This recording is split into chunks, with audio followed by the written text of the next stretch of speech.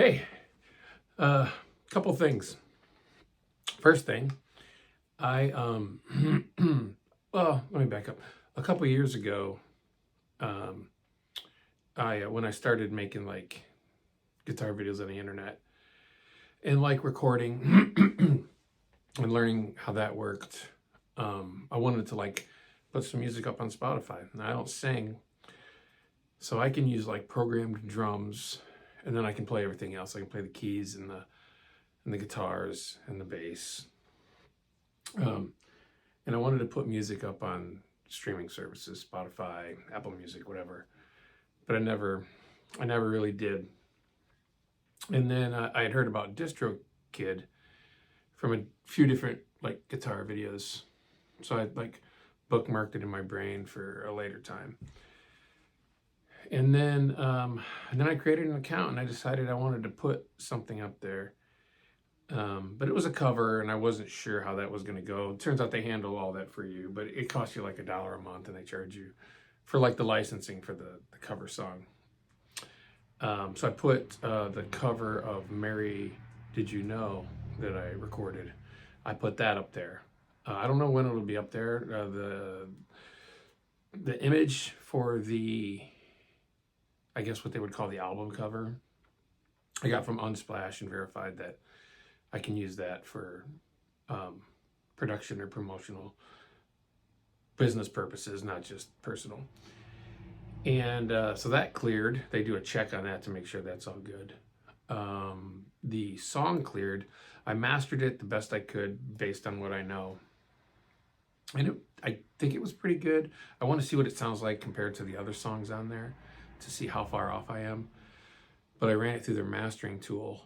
And there wasn't a whole lot of difference. It was pretty close. So I'm happy with that. Theirs was a little brighter than mine, but that may be just because I love bass and mid-range, and I probably had a bit too much in there. But other than that, it was pretty close.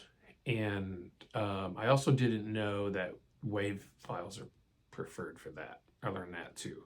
So when it mastered it, it made a WAV file. And then I decided I wanted to just put the regular MP3 up there. But they're like, yeah, we don't really like that. We like the WAV file. We would rather you put the WAV file up there. So that's what I did. So DistroKid says it could take up to 2 weeks to get all the licensing and stuff for that song. I don't care if anyone, well, I do care if people stream it. I mean, that'd be cool if you listen to it. But I don't care about making any money. So it's going to cost me money to put it up there. But I still think it would be cool, and I want to put other stuff up there that's not covers, all instrumental stuff. I feel like that would be cool. So looks like hopefully in the next couple weeks I'll be a Spotify artist. And I think I'm going to put Silent Night up there. And that leads me to the other thing. I'm recording a cover of Oh Holy Night. And I wanted to record myself recording into Logic. In case people hadn't done that before and that was interesting to them. But man, I butchered it really, really bad. So I had for each song that I've played, because they have a chart like this, kind of a natural number system. And at the top, I usually put the time signature, 6/8, and the BPM. In this case, I had 56 written down.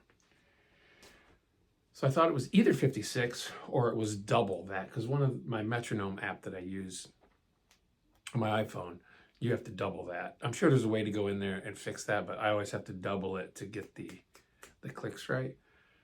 I could not play to this song in Logic with the click. I was off. I was just trying to create a scratch track, and I couldn't do it because I couldn't follow the click for 4 or 5 minutes, however long the song. I couldn't do it. I doubled it. I'm like, oh, well, it has to be doubled. I doubled it, and that was even, I really couldn't follow that. Come to find out, I was actually playing that at like, I don't know, 200 beats per minute or something. I don't know. I was playing it at a ridiculous speed, like 4 times the speed that it should be. Well, it's not 56, it's closer to 70. If you play at a church or anything, I mean, worship tunes are 70 BPM across the board. I'm not too sure about classic rock tunes or other tunes, but 70 BPM is pretty normal. Turns out it's about 70 or 72 and 6/8. I got the scratch track down, started playing with some vocal melodies. I don't really like the tones, so I got to go back and record that. So maybe I'll do a video of me recording those. I still love the Les Paul. I still love the neck pickup. I've learned to run this guitar a little brighter than I typically would, because this can be really muddy, and I could understand why people complain about it. Tone knobs are really important on this guitar, but I still kind of, that's my sweet spot, and then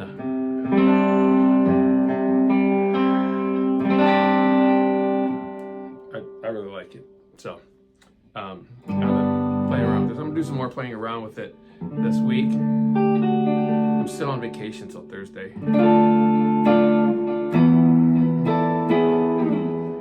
And play around with some tones, see what I can do. Today, I wanted to talk about, this is kind of selfish, and I apologize in advance. And I'm gonna try to make it as much about you as I possibly can, and less about me. But it's how to like craft a solo. And by craft a solo, I mean to build a guitar solo around a section of a song and have it like fit in that song, melodically and chordally, if that's a word, versus just picking a scale and just hitting a bunch of notes in there as fast as you can. This is more about being aware of where you're headed, and then finding a way, almost like a roadmap. Like you get 3 or 4 points that you want to hit at certain parts, and then finding a way to get there, and then really pronounce those parts when you get there. So "Song is a Holy Night." So I think, so the chord progression, the most important part for that little this little interlude part is G, D, E minor 7, C sus2, over and over, 6/8, and like we talked about, 70 BPM. So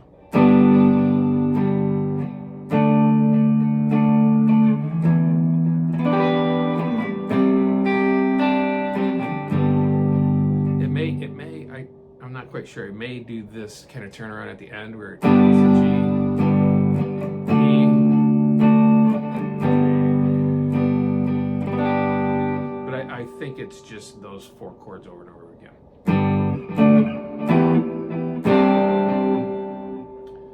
So I'll play the solo, and then I'll explain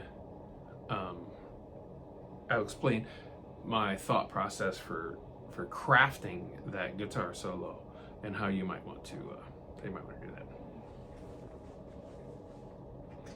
Okay, lots of game. I think it's about 3.5 minutes into the song. Yeah.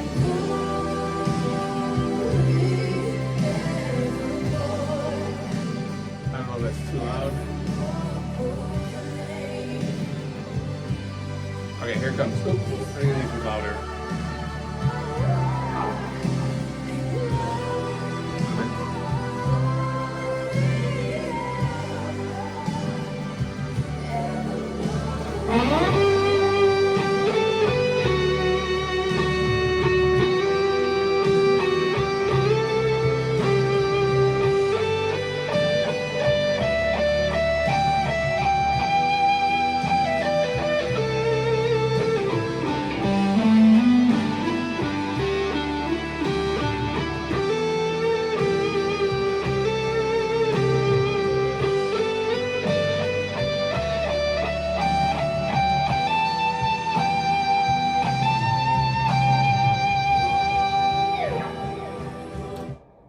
So that's it. That's the whole thing. The whole thing is in G major. Let me turn this up just a little bit.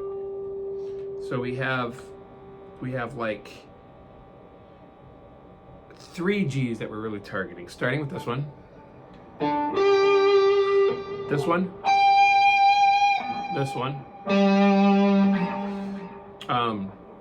So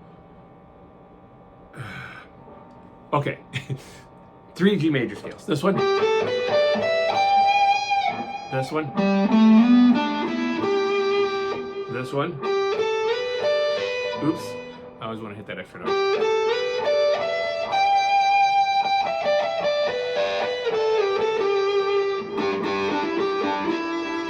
You might argue that there's a bit of E minor in there because of that.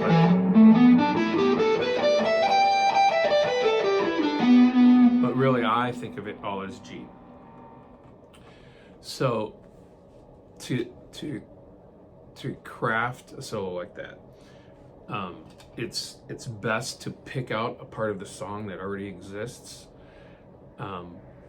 Start with that, because the ear recognizes it, and they're like, "Oh, yeah, I know, I remember this. I know what's going on," and then branch off of that while still keeping that part, whether it's a melody or something, central to the whole idea. So if we listen to the beginning of the solo, there is a part that is like a synth. It's like, and I go, that's about as far as I go with it. And then after that, I go. But I want to play that synth part first so you see what I mean. Right here. All right, here it comes.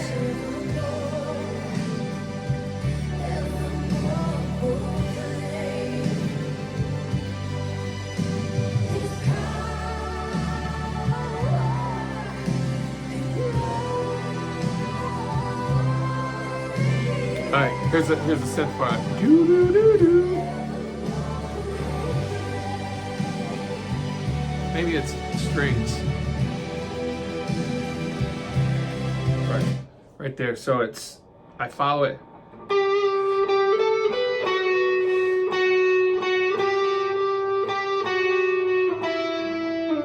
I don't know where they go. It sounds like they go down there, but I go up.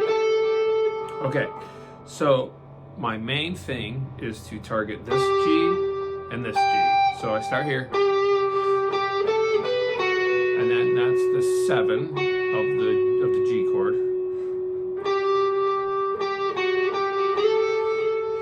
Now I'm in this D. Sure, remember we start there and then we go here. So now I'm in this D.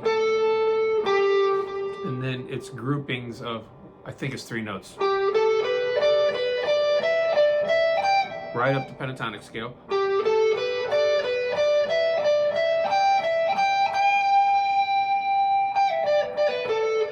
Once I hit that G, I kind of hang on that to bring the ear back to the tonal center of the whole thing. Oh wait.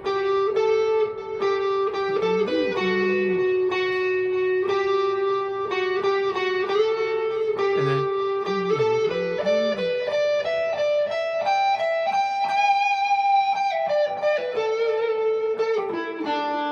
and on this G. So you hold that. Now we're back to where we started, right? And I think at this point now we're on to this, where that 3rd is the G, right? So we're still in that chord tone. And then we go down to this G, and we walk it up to this G, right? So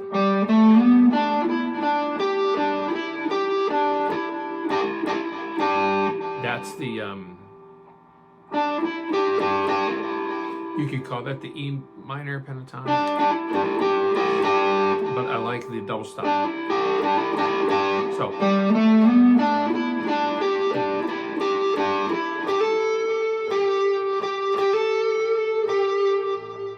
same thing as before, we're coming back to that G. A little micro bend on the 2.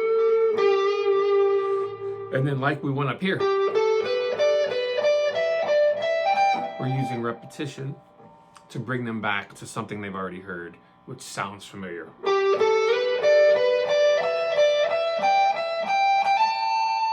Repetition again, because we did that. So now we're up here, just an octave higher. And that's really the end, unless you do that. But that's the whole thing, built around this. This whole thing is built around G. So I start with that and then branch off and then introduce elements that I then repeat later to give the ear something that they recognize but sounds tonally different, right? So do I do that here?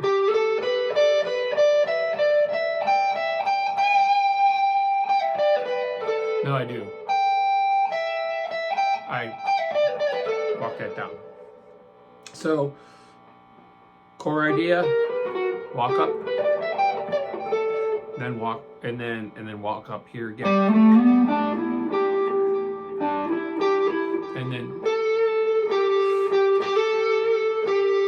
introduce a new idea with the A and the G,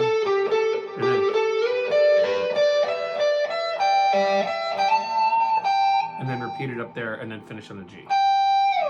I'll play the whole thing for you again,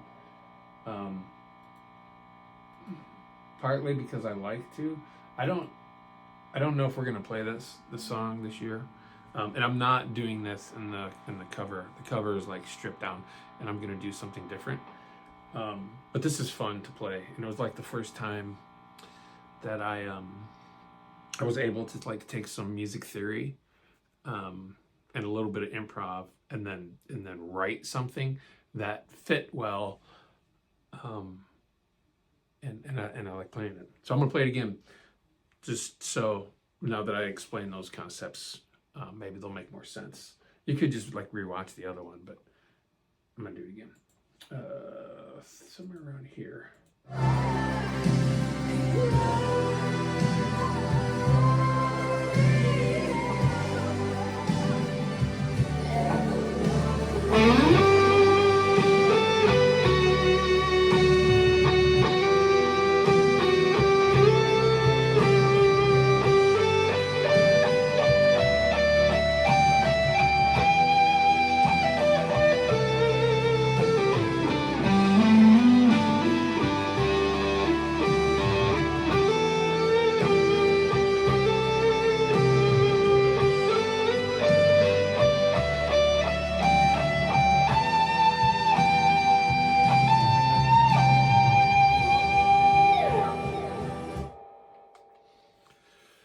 That's it.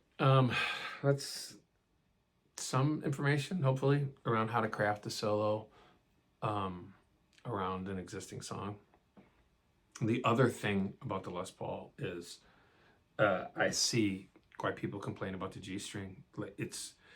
I guarantee you it's out of tune right now just from that little bit of bending.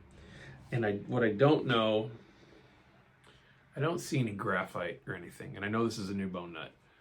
So I don't know if I can fix that by putting some graphite in the nut and using a little bit of lube on the bridge back here and the nut up here. Well, the graphite should cover that. A little bit of lube back here, if that'll kind of fix the tuning issues. But yeah, it does have tuning issues staying in tune for sure.